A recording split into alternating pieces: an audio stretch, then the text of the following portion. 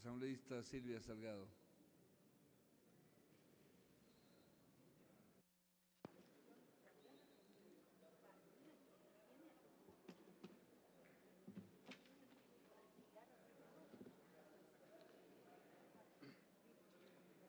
Compañero presidente, compañeras y compañeros asambleístas,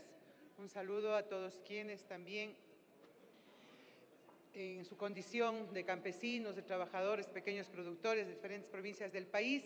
también nos acompañan en este debate importante de una norma que, a no dudarlo, era esperada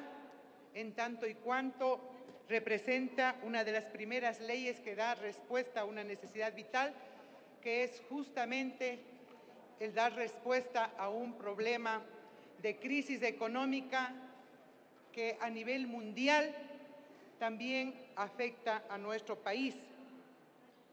Por lo tanto, yo quisiera iniciar saludando la predisposición que ha tenido la comisión en la cual se tramita este proyecto de ley para recoger importantes reformas y observaciones. Si en algo tenemos que tratar de entender la naturaleza de un nuevo proyecto político, económico y social, es precisamente el buscar, a través de sus normas y políticas públicas, la posibilidad de hacer posible un nuevo régimen de desarrollo. Y para eso tenemos que partir de lo que establece la propia Constitución en el artículo 283, en el que define el mismo como un régimen económico, social y solidario, y reconoce al hombre como sujeto y fin, a diferencia precisamente de las anteriores constituciones.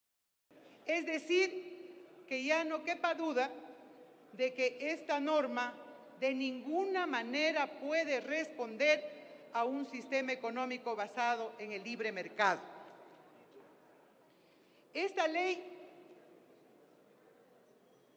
bien pudo también ser mucho más integral y permitir abarcar temas que den cuenta del cumplimiento de este objetivo constitucional. Me refiero fundamentalmente a la redistribución de la tierra, a la definición de mecanismos y políticas concretas ya en el sistema de economía popular y solidaria.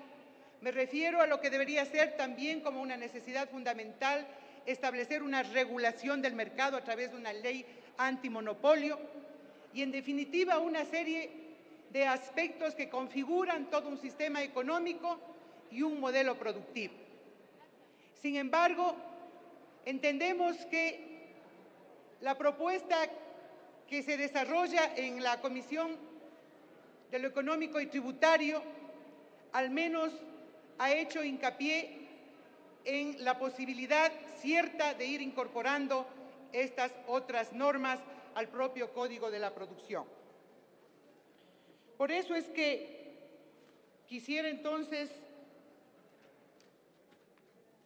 sintetizar con algunos aportes que van a permitir que este inicio o este trámite de esta parte de lo que sería la definición y el diseño del nuevo modelo económico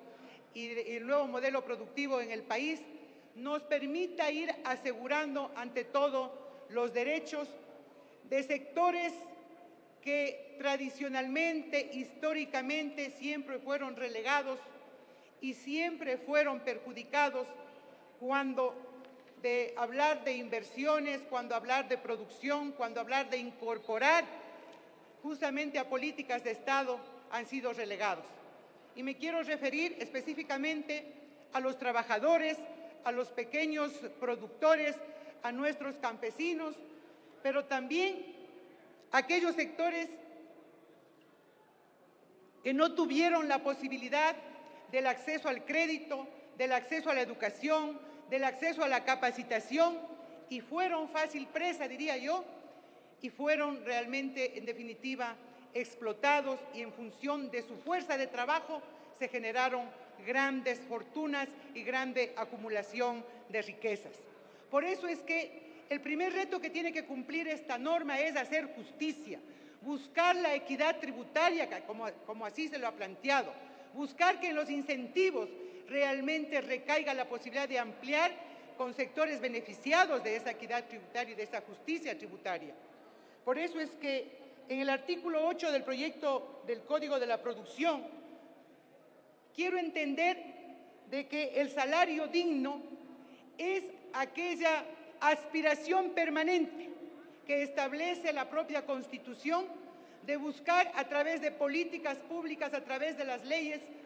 la posibilidad de que éste se acerque a lo que es el valor de la canasta familiar. Así lo dice claramente la propia Constitución. Pero cuando en el primer inciso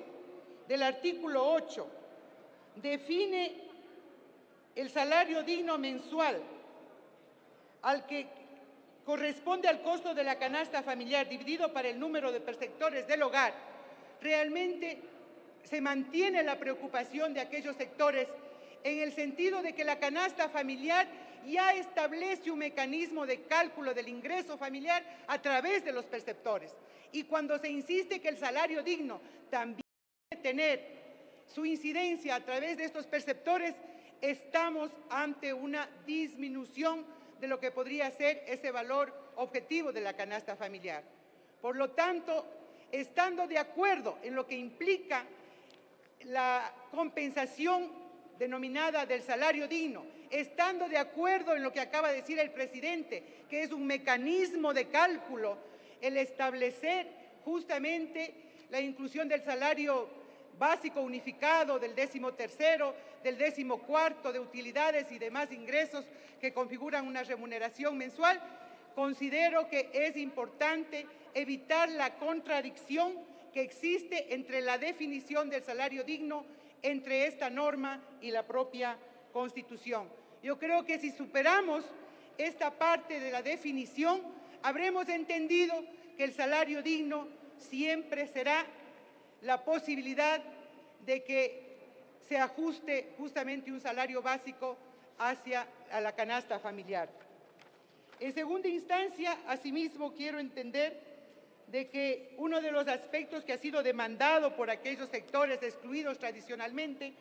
es respecto a los pequeños productores y respecto al impuesto a las tierras rurales. Efectivamente, está vigente la ley. A través de ese código se plantea una alternativa, inclusive, de condonación de los intereses hasta diciembre de este año. Pero no supera el problema fundamental, que es el hecho de que no existe un catastro que permita definir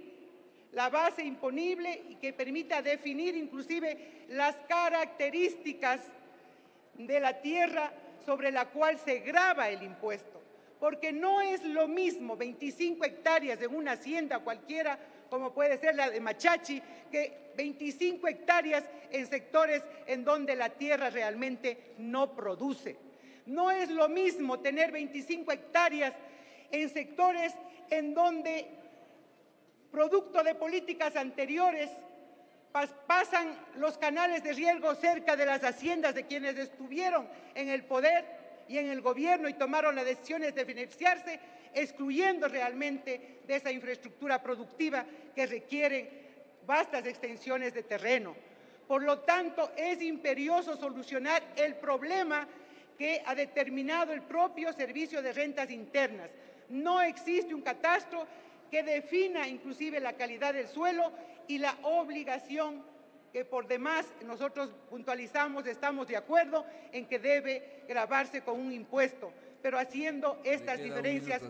que entendemos contribuyen a la equidad y a la justicia tributaria. Y finalmente, compañero presidente, yo creo que los incentivos que aquí se han señalado con carácter general, con carácter local y fundamentalmente con la implementación de las sedes, permitirá buscar ese equilibrio territorial. Pero hay una serie de incentivos que definen para territorios que son vulnerables, que están en condiciones realmente precarias.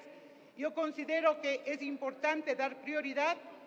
a los incentivos, especialmente a la microempresa. Y en ese sentido planteo de que estos se incorporen no solo con carácter tributario, sino también con el carácter de no tributario, previo,